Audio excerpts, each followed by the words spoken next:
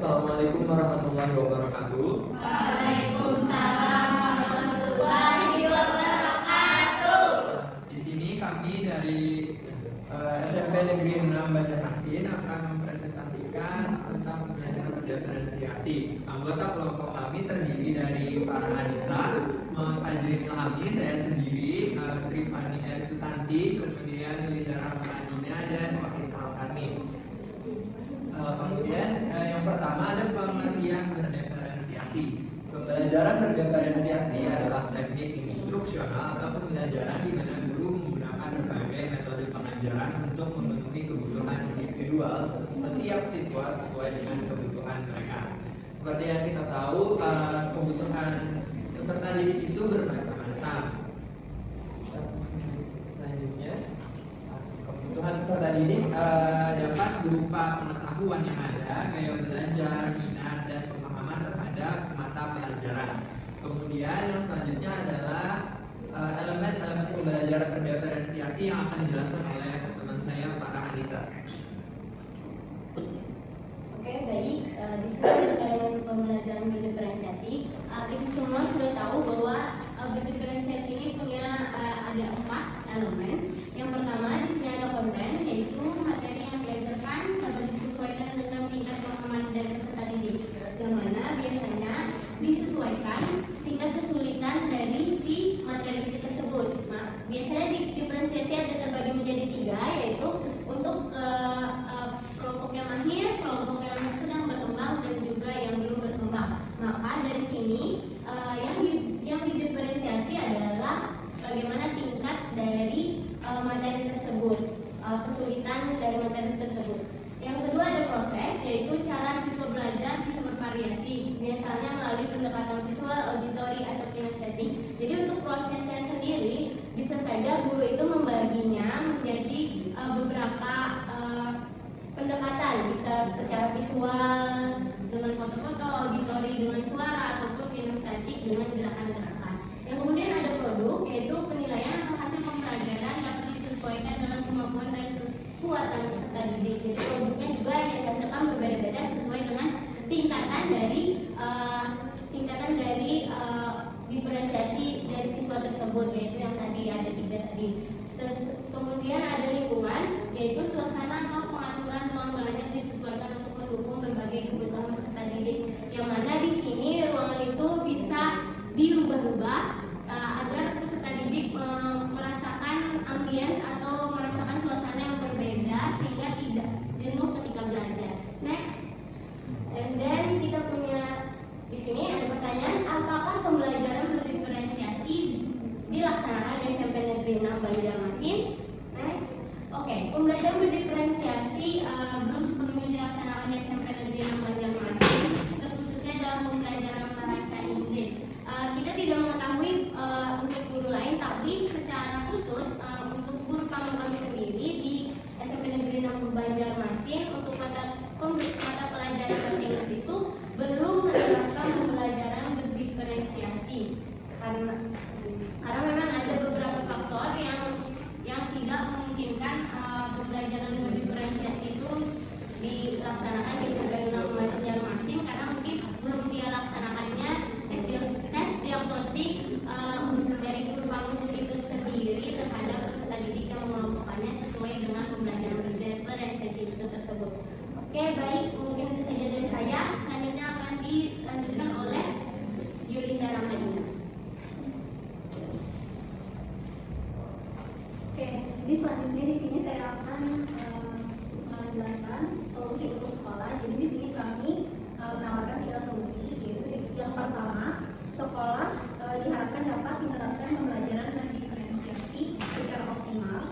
Hal ini dikarenakan karena peserta didik di sekolah SMP Negeri 6 itu berasal dari latar belakang yang beragam. Kebutuhan akan pembelajaran yang sesuai karakter dan latar belakang peserta didik menjadi prioritas utama di sekolah demi terwujudnya tujuan pembelajaran dengan maksimal. Selanjutnya, menerapkan tes diagnostik yang menyeluruh. Jadi sekolah itu sebaiknya menerapkan tes diagnostik yang menyeluruh, komprehensif untuk mengetahui kebutuhan belajar peserta didik. Kemudian sekolah merancang rencana pembelajaran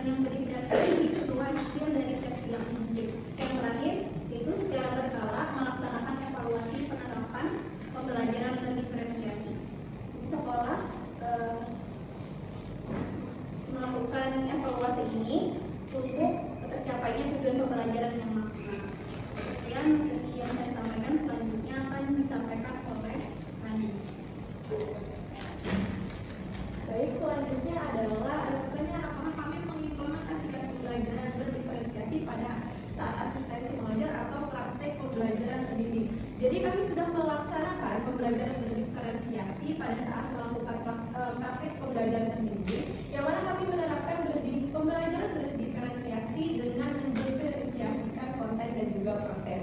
Jadi sebelumnya pada saat kami melakukan asistensi itu juga kami sudah melakukan pembelajaran, ada beberapa pertemuan seperti sebelum kami memasuki ke dalam topik recount test, kami memberikan pembelajaran kepada peserta didik. Itu salah satunya adalah simple past continuous, dan juga kami memberikan pelajaran tentang penggunaan konektor sebelum mereka itu bisa menulis. Jadi ketika sudah melakukan beberapa pertemuan tersebut, kami baru melaksanakan tes diagnostik untuk mengukur kesiapan peserta didik sebelum mereka bisa menulis sebuah recount text, yang mana mereka harus membuat sebuah kalimat secara utuh. Nah, setelah melakukan tes diagnostik tersebut, kami kemudian membagi mereka menjadi 3 kelompok seperti yang sudah kita ketahui. Ada kelompok belum berkembang, sedang berkembang, dan juga mahir. Jadi kegiatan tersebut, tes diagnostik tersebut kami laksanakan untuk 4 kelas B, C, D, dan E.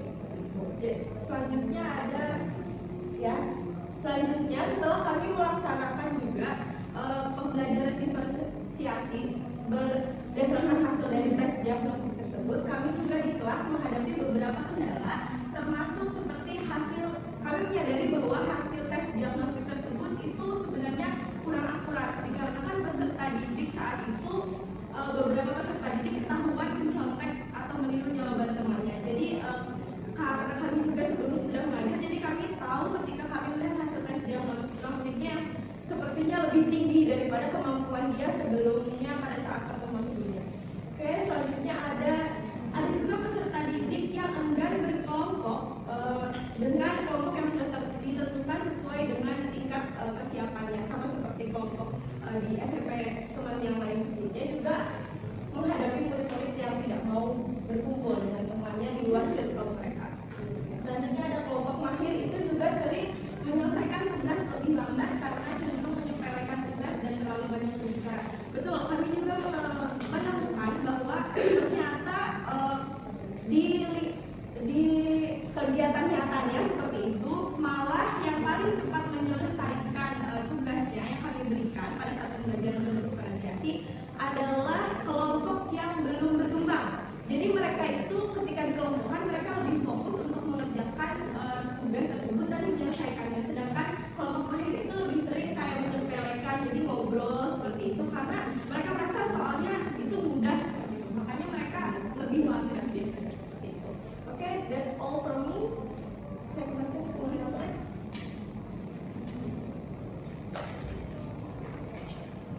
Baik, sekian presentasi dari kami. Selanjutnya kita masuki sesi question and answer. Apakah ada yang ingin bertanya?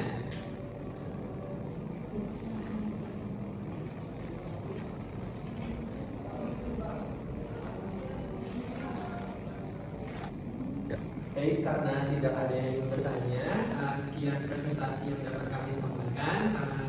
Mohon maaf. Wassalamualaikum warahmatullahi wabarakatuh.